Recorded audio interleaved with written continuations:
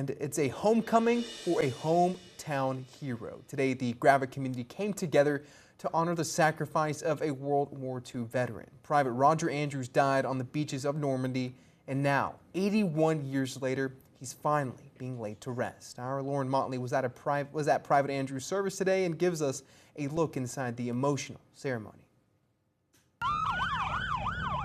It has been 81 years in the waiting for us to be able to honor him today. On June 6, 1944, Allied soldiers landed on the beaches of Normandy. And among the first of those on Omaha Beach was Private Roger Dean Andrews of Gravette, Arkansas. Something Chaplain Colonel Jeremy Miller says is beyond heroic.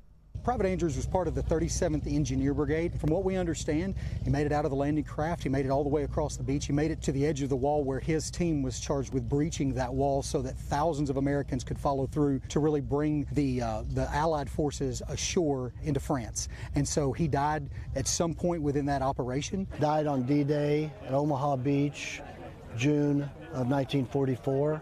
Private Andrews was declared missing in action, and for decades his remains were unidentified. Until recently.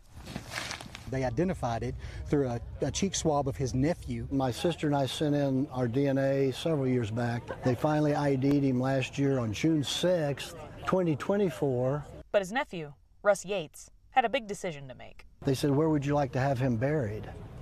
And I said, "What do you mean?" They go, "You can have him buried anywhere in the world.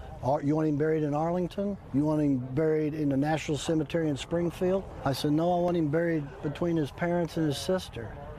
Gravette, Arkansas." On June 9, 2025, 81 years and 3 days after D-Day, Private Andrews was returned home. And so today the military will honor him in the only way that we know how. And Yates wasn't alone in honoring his uncle. Oh, that was emotional. I didn't really expect this kind of turnout, to be honest with you.